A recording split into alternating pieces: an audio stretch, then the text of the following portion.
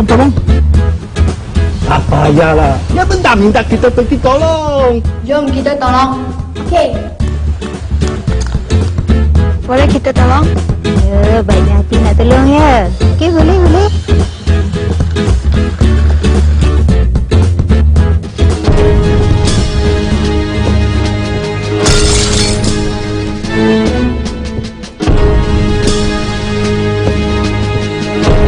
Alamak!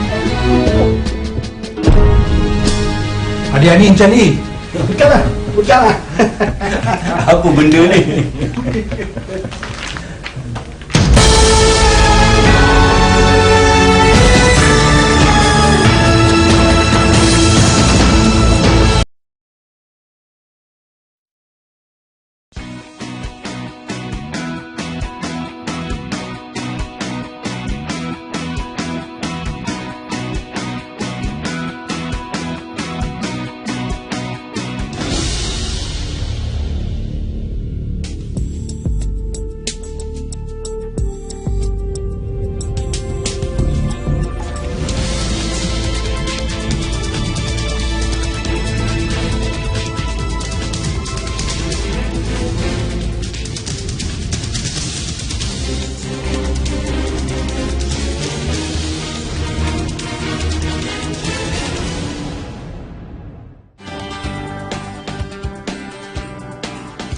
Malaysia berpotensi menjadi negara pengeluar rebung dan produk-produk makanan berasaskan rebung. Ini berikutan permintaan yang tinggi di pasaran tempatan. Buluh atau bambu merupakan tumbuhan dari keluarga Bambukia. Ia sangat mudah tumbuh dan mudah didapati di seluruh dunia. Buluh madu pula terdiri daripada spesies renik, sekeluarga dengan jenis rumput rampai, tanaman padi, jagung dan tebu. Rebung yang tumbuh dari tunas muda pokok buluh mengandungi kadar karbohidrat, protein dan 12 asid amino yang sangat diperlukan tubuh. Selain itu, rebung juga berkhasiat bagi mencegah pelbagai jenis penyakit, terutama barah. Dari segi kesihatan, ia dapat melancarkan perjalanan darah dan bertindak sebagai ejen antioksida.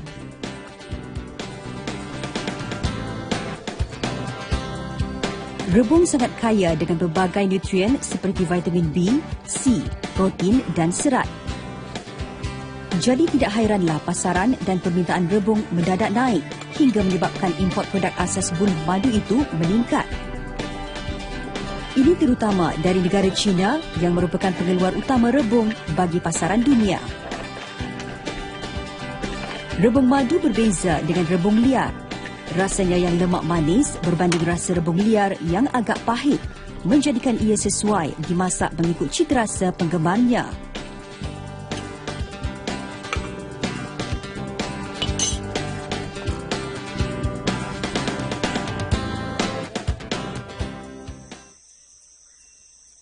Rebung yang dihasilkan daripada buluh madu ternyata mempunyai potensi yang tinggi sebagai sumber pendapatan baru di kawasan pertanian moden lancang ini. Selain khasiatnya daripada segi kesihatan, ia merupakan salah satu hidangan yang mendapat permintaan tinggi bagi pasaran tempatan. Rebung juga berpotensi sebagai sumber makanan untuk diekspor sekiranya pengeluaran secara skala besar dapat dijalankan. Buat masa ini, pengeluaran rebung dari seluruh negara masih belum dapat menampung pasaran tempatan. Ini kerana tanaman buluh madu bagi penghasilan rebung masih belum diterukai sepenuhnya.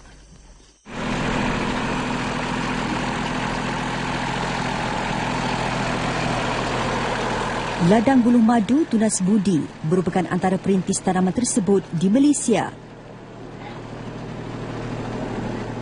Ladang ini diusahakan oleh usahawan tempatan Adnan Osman.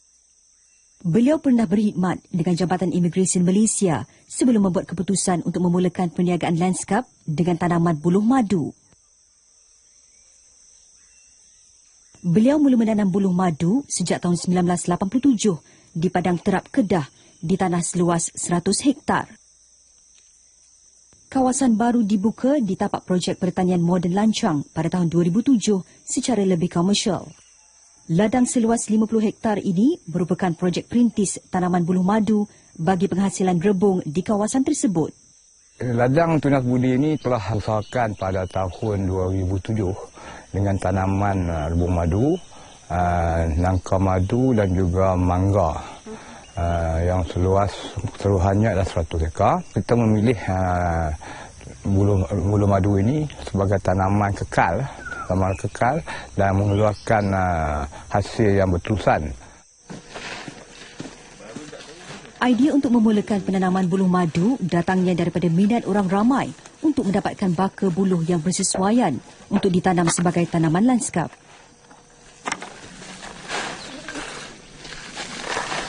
Rebung yang dihasilkan pula mendapat sambutan tinggi di pasaran kerana rasanya yang lebih enak dan lebih digemari berbanding rebung liar.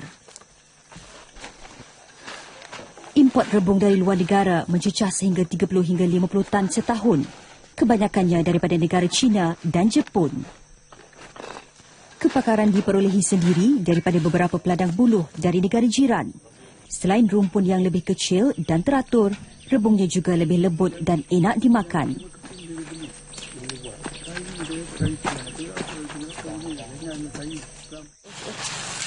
Menurut Encik Adnan, buluh madu mudah membesar dan membiak. Ia juga tidak memerlukan pembajaan sepanjang tahun. Beliau biasanya melakukan pembajaan setiap 6 bulan sekali, terutama bagi rumpun-rumpun buluh yang masih muda.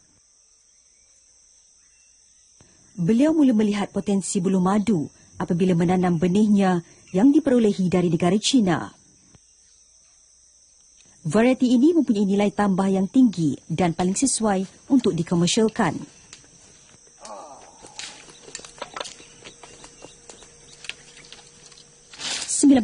rebung yang ada di pasaran kini diimport terutama jenis kaling daripada spesies buluh liar. Kaedah pembiakan jenis buluh madu ini juga amat mudah. Ia tidak memerlukan penjagaan rapi, tidak seperti tanaman makanan lain yang memerlukan pembajaan dan siraman berkala. Tanaman ini berpotensi diusahakan di kawasan tanah terbiar dan kurang produktif. Ia juga sesuai sebagai tanaman selingan di ladang-ladang getah dan dusun buah-buahan. Selain itu, rumpun buluh yang lebih rapat dan kecil sesuai ditanam di sekeliling rumah kerana tidak memerlukan kawasan yang luas. Ia juga memudahkan untuk dipotong bagi kerja-kerja selenggaraan dan pembersihan. Buluh madu hanya perlu dicantas dari semasa ke semasa agar kelihatan kemas untuk mengawal rumpunnya.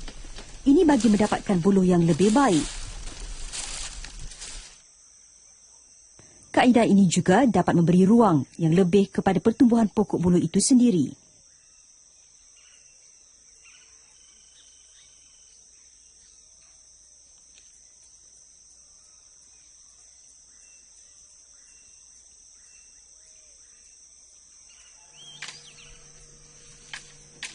Batang-batang buluh yang dipotong dan dicantas akan dikumpulkan sebelum dibakar. Ia bertujuan bagi menyuburkan kawasan tanah di sekitar rumpun-rumpun buluh. Ia juga bertindak sebagai baja semula jadi bagi menyuburkan tanah untuk pertumbuhan rebung. Biasanya, selepas melalui proses pembakaran, rebung akan tumbuh subur di antara batang-batang buluh yang ada. Yang paling suka ialah penjagaan. Kita perlukan pruning. Maknanya kata pruning dalam mana setiap bulan sekali mesti kita buat pruning. Selain daripada membaja, pruning itu adalah penting sekali dalam tanaman ini. Melentur buluh biarlah daripada rebungnya. Peribahasa ini sangat sinonim dengan masyarakat Melayu. Jadi tidak hairanlah kawasan sekitar akan menjadi lebih menarik dengan tanaman tersebut.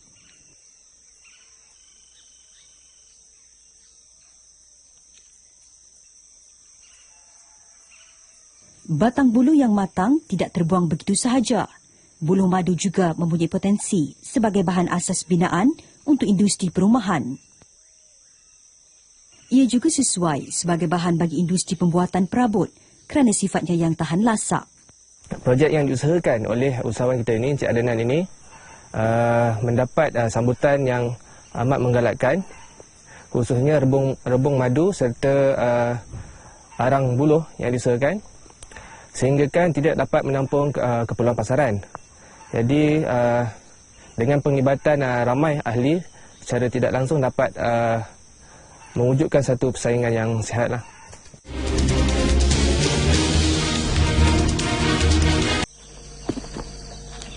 Jangka hayat pokok buluh boleh mencapai sehingga beratus tahun dan mudah hidup. Di ladang Tunas Budi sendiri telah menanam sebanyak 27,000 rumpun buluh. Pokok-pokok buluh yang ada di ladang itu kini di dalam peringkat matang dan mengeluarkan rebung pada setiap bulan.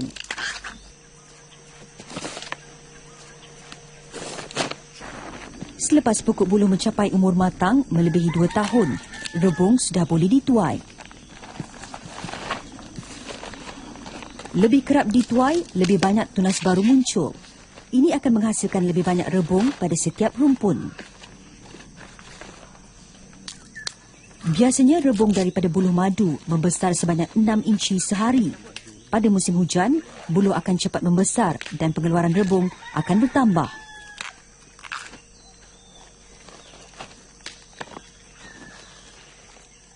Pada umur matang, setiap rumpun buluh mampu mengeluarkan antara 3 hingga 5 kilogram rebung sebulan. Dianggarkan sebanyak 900 kilogram rebung dapat dihasilkan bagi setiap ekar tanah, manakala nilai pasaran bagi rebung segar pula mencecah antara 5 hingga 7 ringgit sekilogram.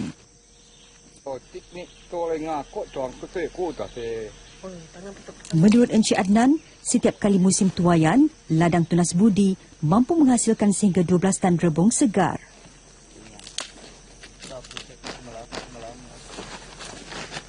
Beliau biasanya memerlukan pekerja tambahan bagi proses mengutip dan menuai hasil rebung di ladangnya.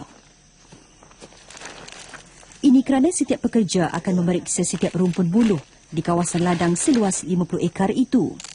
Proses ini akan mengambil masa yang agak lama. Manakala tidak semua rumpun akan menghasilkan rebung yang matang.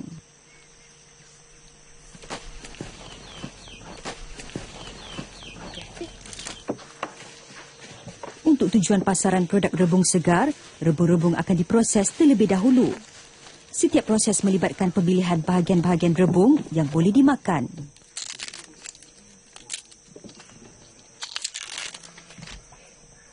Hanya bahagian kuning yang lembut akan diambil. Manakala bahagian batang hijau yang agak keras akan diproses semula sebagai baja. Ia digunakan bagi pertumbuhan rumpun buluh dan semaian anak-anak pokok.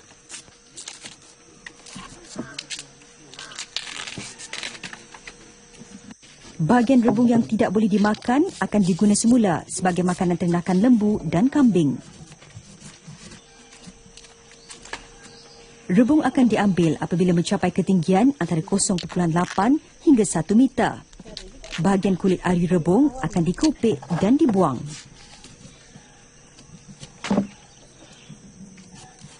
Rebung-rebung yang telah dipotong akan dibersihkan terlebih dahulu sebelum proses memasak.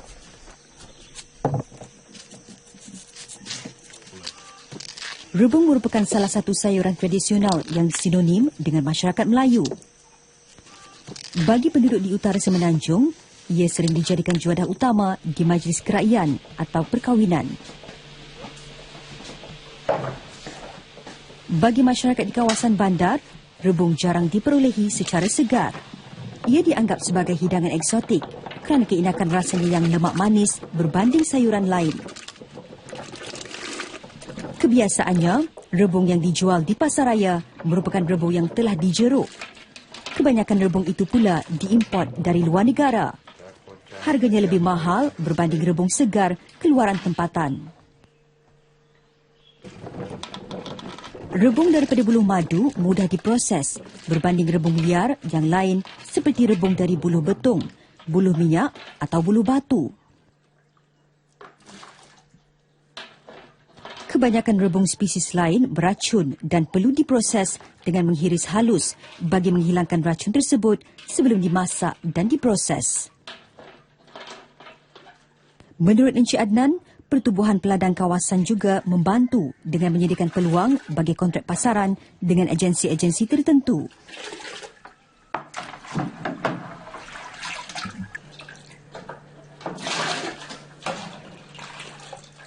Pertubuhan Peladang juga bertanggungjawab dalam menyediakan kemudahan bagi mengelakkan hasil-hasil pertanian yang dikeluarkan oleh usahawan mengalami kerosakan, serta mengatur peladang atau usahawan mengusahakan bidang pertanian mengikut jadual yang bersesuaian dengan kehendak pasaran serta menguruskan kontrak pemasaran di antara usahawan dengan agensi kerajaan dan juga swasta. Kita mau angkat ini benih ya. Okey, ini potong dulu. Potong dulu, lepas tu baru kita korek Cara pembiakan buluh madu melalui rhizome yang keluar pada pangkal rumput buluh, keratan dahan yang berakar, keratan batang atau kaedah tisu kultur. Penanaman buluh madu bermula dari anak benih yang baik. Ia tidak sukar dijaga kerana tiada musuh. Buluh madu kurang diserang kulat atau lain-lain bakteria yang menyerang tanaman.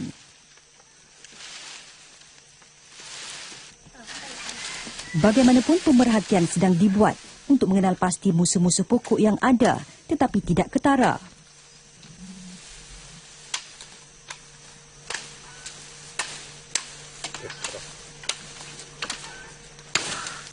Pemilihan benih yang baik akan memudahkan pokok buluh tumbuh dengan teratur dan lebih cepat. Bagi setiap ekar tanah, sebanyak 130 rumpun boleh ditanam. Pokok buluh juga boleh ditanam dengan sistem batas. Pekerja menyediakan batas dengan menggorek lubang pada kawasan yang dipilih.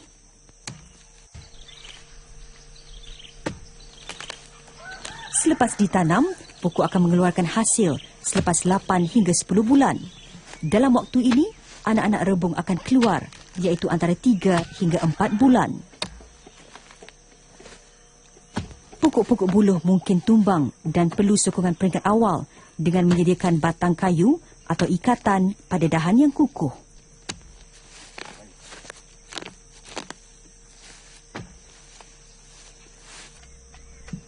Tunas Budi juga menyediakan anak-anak pokok untuk pengusaha yang berminat untuk menanam buluh madu. Anak pokok juga dibekalkan kepada individu bagi tujuan lanskap.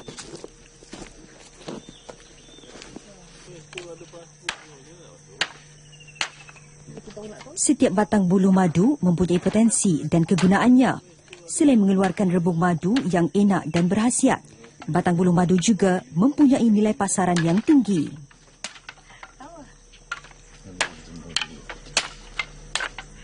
Ini termasuk penghasilan arang buluh yang kini mendapat permintaan tinggi untuk pasaran tempatan dan luar negara.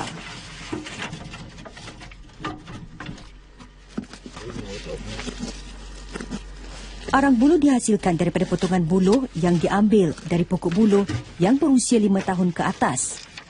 Sebelum dibakar, buluh tersebut akan dibiarkan kering selama sebulan.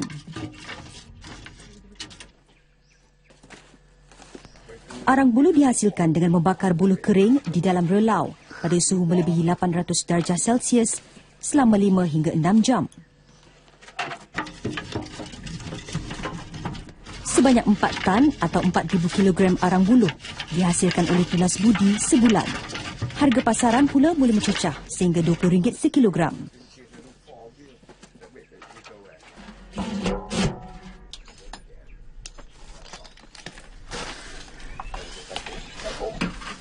Arang buluh bukan sahaja dijadikan bahan bakar kerana sifatnya yang tahan lama berbanding arang biasa, tetapi juga digunakan dalam industri kosmetik.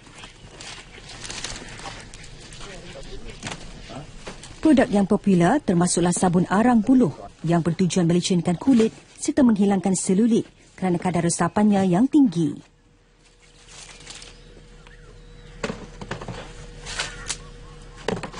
Arang bulu dikatakan dapat mengurangkan tekanan dengan membebaskan ion negatif untuk mengimbangkan ion positif dari keadaan sekeliling.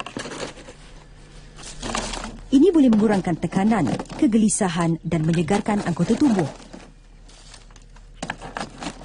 Salah satu fakta menarik tentang arang buluh ialah sifat sebelejadinya yang mengeluarkan sinar inframerah jarak jauh. Ini dapat membantu memanaskan badan, memperbaiki dan menggalakkan pertumbuhan sel-sel baru, tetapi sebaliknya menghalang sel-sel kanser daripada aktif. Bagi Encik Adnan, arang buluh yang dihasilkan juga dapat digunakan sebagai ejen kawalan penyakit atau pestisida organik. Ia sesuai untuk pertanian dan peternakan yang berasaskan semula jadi. Bagi arang, dia mudah cepat dibakar. Dan kemudian ketahanan arang tu lambat. So kita tak perlu banyak gunakan arang. Kerana dia bakar dia tu lebih daripada arang biasa.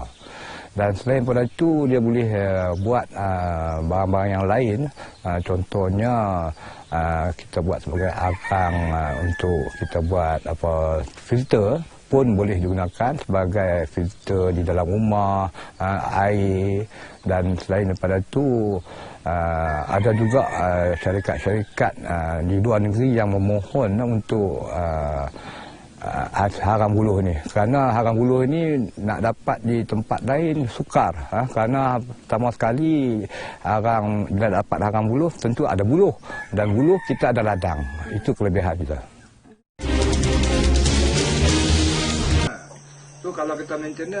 Potensi tanaman buluh madu dijangka mampu menjadi pendapatan bagi golongan petani yang mempunyai kawasan tanah yang kurang produktif.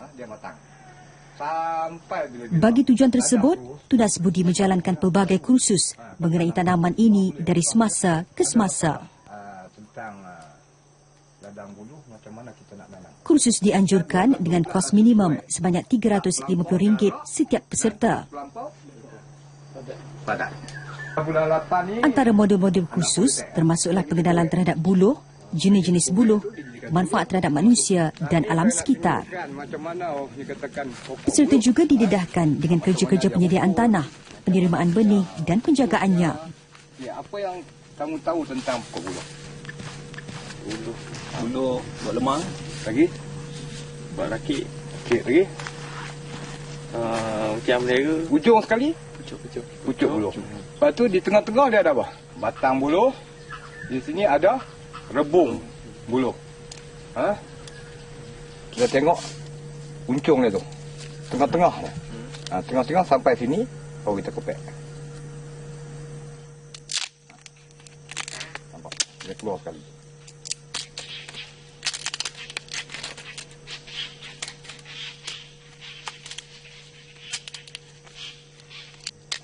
Sampai tak ada keluar. Ada keluar. Tak nampak apa ni yang dah ada ni. Macam apa? Ada rebung. Ada nampak rebung macam ni? Okey. Dalam sebatang buah rebung ni, bukan semuanya boleh kita ambil. Kita ambil bahagian menampak warnanya cerah. Yang hijau ni adalah keras. So kita boleh ambil yang kerasan. Aspek paling penting dalam tanaman iaitu penghasilan rebung dan proses menghasilkan produk-produk hiliran juga termasuk dalam modul kursus. Maklumat tentang aspek pemasaran turut dibincangkan oleh pegawai dari agensi-agensi kerajaan seperti Fama. Manakala Frim pula membantu dari aspek pengurusan ladang. Tanaman buluh madu merupakan sistem tanaman hutan yang perlu diuruskan dengan teliti. Sebelum memulakan suatu projek, dapatkan dahulu khidmat nasihat daripada agensi-agensi yang berkaitan seperti agensi di bawah Kementerian Pertanian, Jabatan Pertanian, Fama, Lembaga Pertanian Ladang dan sebagainya. Lakukan sedikit kajian pasaran tentang suatu projek sebelum mengusahakan projek tersebut. Buluh madu mempunyai potensi yang tinggi dan harus dijadikan salah satu tanaman untuk diusahakan oleh para peladang. Selain penghasilan rebung, ia juga berpotensi untuk lain-lain industri yang mampu menjana pendapatan sampingan bagi peladang terbabit. Pembukaan kilang bagi pemprosesan produk hiliran berasaskan bulu madu juga membantu meningkatkan taraf hidup kawasan sekitarnya serta penduduk setempat. Pembukaan ladang baru akan turut menyediakan peluang pekerjaan bagi penduduk tempatan serta kemudahan infrastruktur termasuk sistem jalan raya, elektrik serta bekalan air mentah yang bersih. Kesedaran pengguna terhadap pemakanan sihat dan berkhasiat menjadikan permintaan terhadap produk makanan berasaskan buluh madu mendadak naik. Walaupun Malaysia masih baru dalam penanaman buluh madu, tanaman ini nyata mempunyai potensi untuk berkembang. Kejayaan Tunas Budi harus dijadikan inspirasi untuk meningkatkan lagi penanaman dan pembukaan ladang-ladang buluh madu di seluruh negara. Saya dah sediakan segala-galanya untuk sesiapa yang ingin belajar tentang buluh dan juga produk-produk tu. Impian saya untuk menjadikan Tunas Budi ini sebagai tempat rujukan, pelancongan dan pelopor industri buluh di negara Malaysia.